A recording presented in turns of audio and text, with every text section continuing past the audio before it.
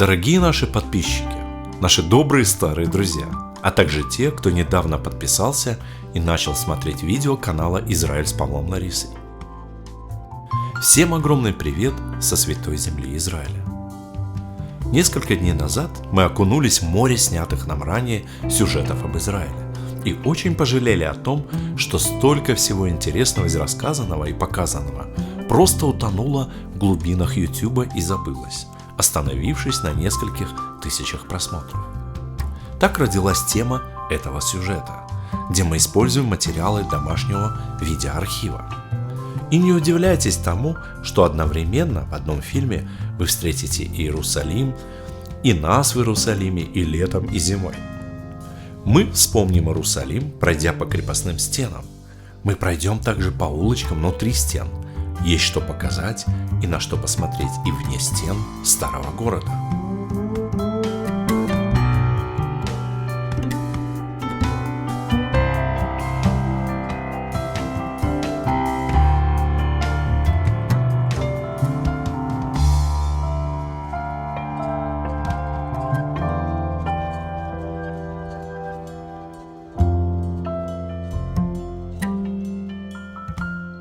Старый город Иерусалима, его храмы, стены, башни внесены в список международного наследия ЮНЕСКО в 1982 году. Эти надписи надо мной дают нам год строительства стен от Хиджры, что соответствует 1538-1539 годам от современного исчисления.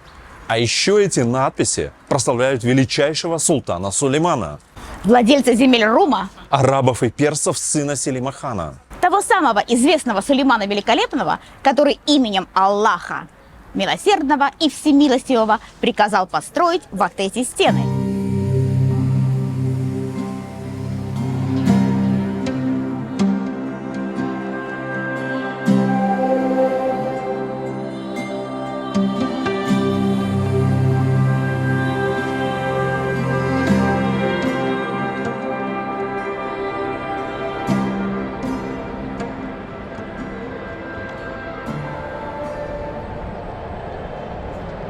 Раз уж мы заявили о крепостных стенах, то должны быть и ворота. А ворот старый город всего 8. И как вы догадались по названию, это вход в самый новый. А ведь есть еще одно название. Правда, оно мало используется. Название этих ворот – ворота султана Абдулхамида II. Потому что именно по его приказу и прорубили вход в этот город. А возникает вопрос, а зачем прорубили? Ведь есть же немало других городских ворот. К чему же лишняя возня? Так по какой же причине возникла необходимость в еще одном входе в старый город? В это время крупные державы стремились усилить свое политическое присутствие в Святой Земле, которая несколько веков находилась в составе Османской империи и на тот момент была совершенным захолустьем или периферией Османской порты. Так называли тогда эту империю. Первыми вне стен города появились русские постройки. Троицкий собор Русской Духовной Миссии, больница, подворье для паломников и здание самой миссии. А это прямо по курсу постройки французские. Госпиталь Сент-Луис, монастырь сестер Милосердия и комплекс Нотр-Дам-де-Франс. Постройки французов появились на пару десятков лет позже, чем русские, до этого доминирующие вне стен города. Мы не показываем русские постройки, потому что их отсюда просто не видно. Расположены они как раз за этими зданиями. В далеком 1882 году на месте комплекса Нотр-Дам на пустующих землях рядом с госпиталем Святого Луи расположились палатки французских паломников. После этого паломнического тура на 1000 человек родилась идея постройки французского подворья, и появился этот комплекс, символ французского присутствия на Святой Земле. Зачастую между великими державами возникала достаточно серьезная конкуренция и значительные споры. Но вот вопрос о новых воротах стал как раз совместным проектом между миром православия и католицизма. С появлением новых ворот, которые вот вы видите за мной, появился более близкий путь к гробу Господню от русских и французских построек. И через дипломатическое влияние послов Франции и России в Константинополе султан Абдулхамид II приказывает пробить новые ворота в стенах старого города и облегчить доступ в христианский квартал.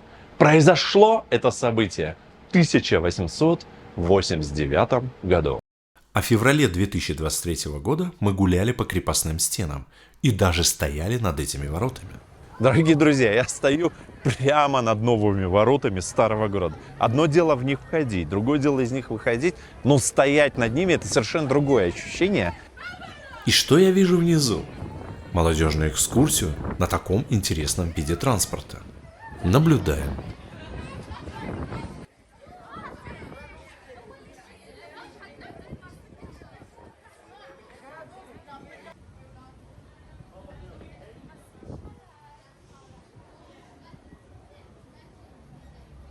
Сверху открывается такая панорама.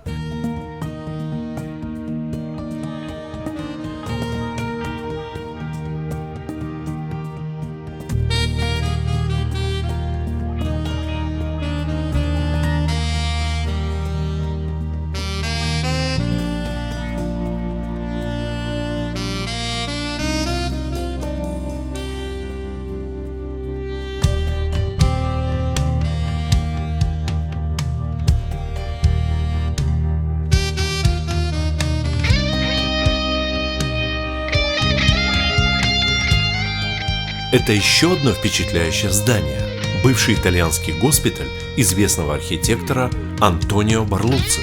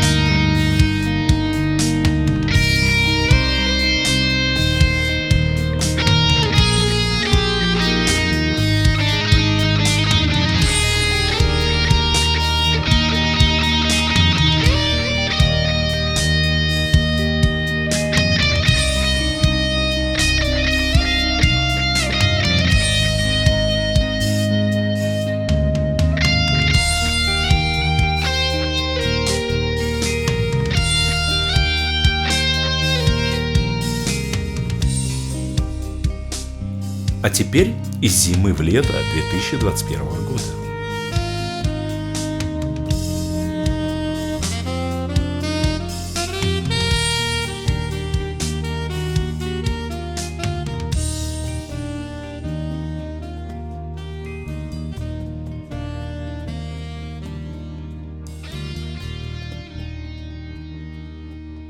Мы идем по христианскому кварталу старого города. Было воскресенье, магазины закрыты, квартал отдыхает. Посмотрите на этот указатель. Он указывает путь к дому Иерусалимского Санта-Клауса. И в Иерусалиме необычный Санта-Клаус. Санта-Клаус не на санях, у нас нет снега. Зато наш Иерусалимский Санта-Клаус объезжает старый город не на коне, не на оленях, а на верблюде. Представляете? У нашего Санта-Клауса есть почта. И вот в течение года сюда и сюда вы можете посылать свои письма. Так что в Иерусалиме есть свой, дважды дипломированный и единственный в мире Санта-Клаус, разъезжающий на верблюде. К дверям его дома мы подходили и от новых, и от Явских ворот, и летом, и зимой, и с внучкой, и без нее. Но пока встречи с Санта-Иерусалимом мы не удостоились. Надежду на эту встречу не теряем. Уже который год. Идем по тихим, сонным улочкам христианского квартала. Заглянем в один из знакомых нам маленьких очаровательных двориков, которые прячутся за массивными дверями. И кто бы мог подумать, что это греческий монастырь двух Феодоров. Есть здесь церковь, но монахов нет, они здесь не живут. А живут здесь семьи православных арабов. В старом городе не один такой дворик, за воротами которого скрываются православные монастыри.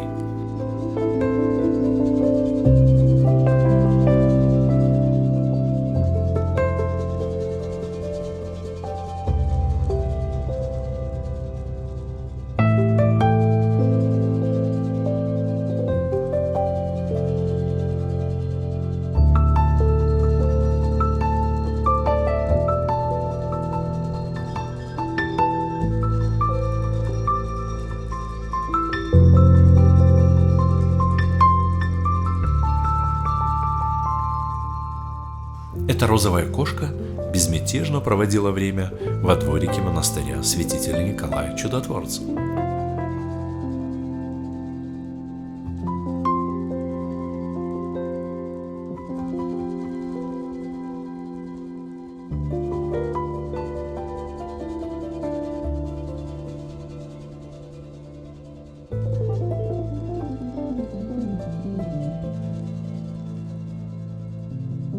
Улица христианского квартала.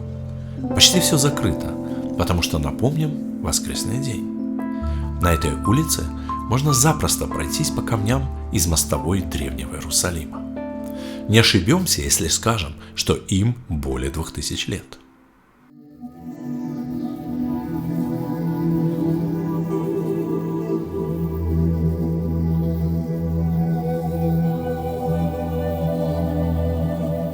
Пламя свечей в храме гроба Господня. Пока горят свечи, просите мира Иерусалиму, просите мира вашей стране, вашему дому, вашему сердцу.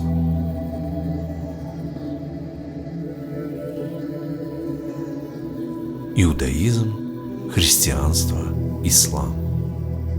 Стена плача, храм гроба Господня, храмовая гора. 3 главные святыни Иерусалима.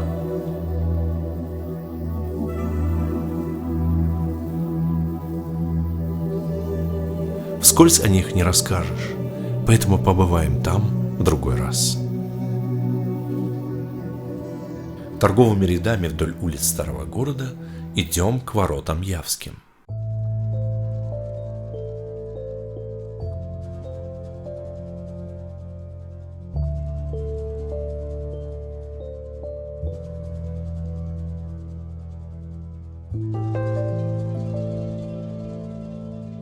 А это тоже торговая улица, но города нового. И она тоже, как коридор, ведет вас к Явским воротам, только со стороны Западного Иерусалима.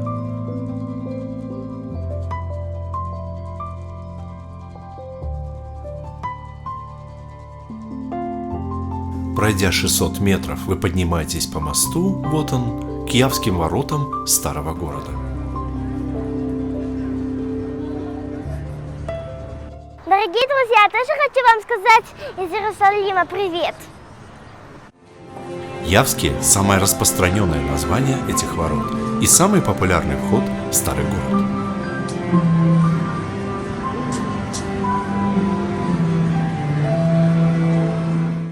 Эти ворота имеют не одно название. От них расходятся 2 дороги к порту Яффа и в сторону Вифлеема и Хеврона.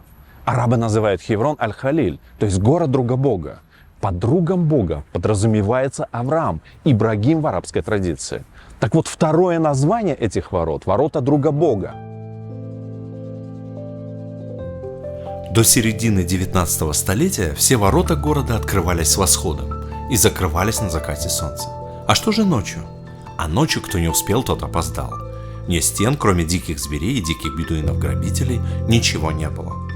А как же объяснить то, что в этот проем сразу возле ворот можно не только беспрепятственно войти, как ходит наша внучка, но даже и въехать? Но все очень просто. Время меняет реалии. Иерусалим начал расти, и строительство вышло за стены города. Вскоре и ворота перестали закрывать, так что проем в стене никого не напугал. И появился он не просто так, а по особому случаю. В Иерусалим собирался казер Германии Вильгельм II.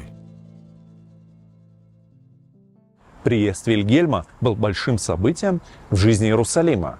Кайзер прибыл на освящение лютеранской церкви Христа Искупителя, и освящение приурочили к Дню Реформации.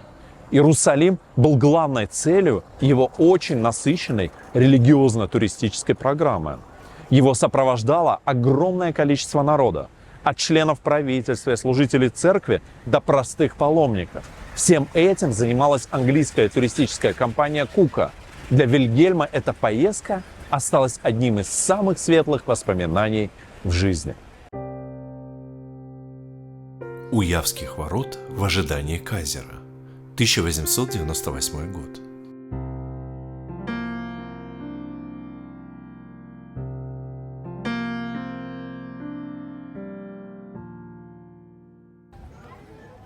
А при чем здесь дыра в стене? Кайзер хотел въехать в старый город через Явские ворота на коне.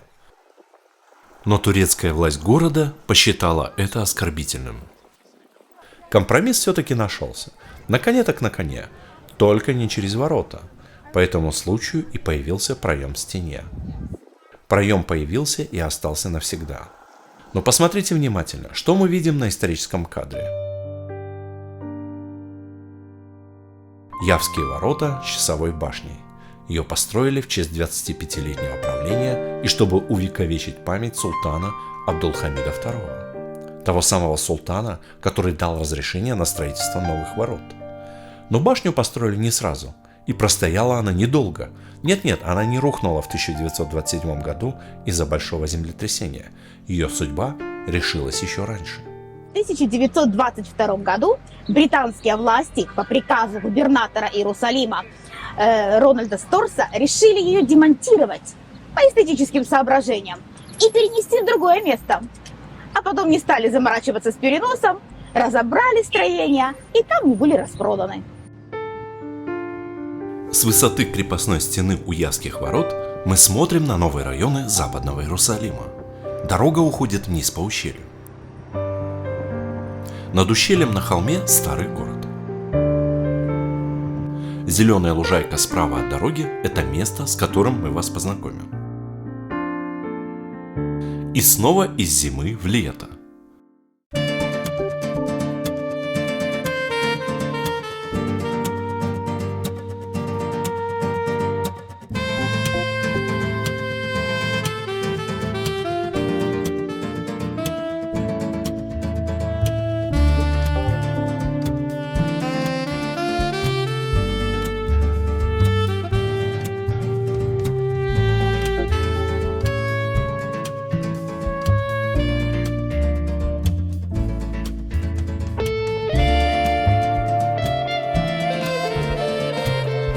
У подножия Иерусалима в 2010 году в садах Митчелла разбили парк. И можно сказать, что это еще одно место, где старый Иерусалим встречается снова. Тедди Парк – память легендарного Тедди Коллига, первого мэра Объединенного Иерусалима, почти 30 лет трудившегося на этом поприще. Его называли величайшим застройщиком Иерусалима со времен царя Ирода.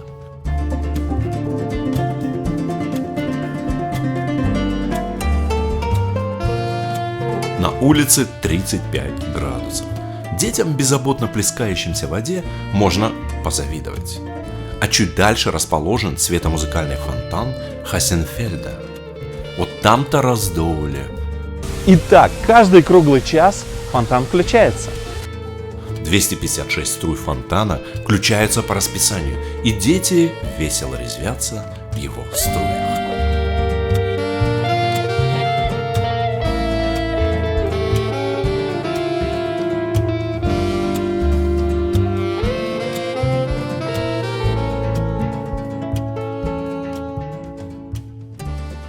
не удивительно, что здесь, в Иерусалиме, рядом с суперсовременным танцующим, поющим фонтаном, находится древний археологический парк. Это часть дома начала 20 века. А парк, общее название парка так называется «Дом в долине Геном». Вы не ослышались. Именно в долине Геном. Так называется одно из ущелий, окружающее Древний Иерусалим.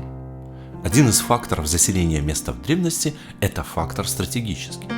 Старый город Иерусалима располагается на холме. Его окружают ущелья Геном и Кидронское, что давало определенные удобства для защиты. И парк располагается как раз в западной части этого ущелья. Географическое место стало прообразом адского пламени. Но это было давным-давно. А сейчас здесь зелено и весело, легко дышится, резвятся дети. Об Иерусалиме можно рассказывать до бесконечности. И мы продолжим знакомить вас с этим неисчерпаемым городом. А на сегодня все. Всем мирного неба, будьте счастливы и благополучны. С любовью из Иерусалима, Павел и Лариса. Также небольшое напоминание. Не забывайте ставить лайки, пишите комментарии, подписывайтесь на наш канал, становитесь спонсорами. Это все очень важно в продвижении нашего канала. Огромный всем привет!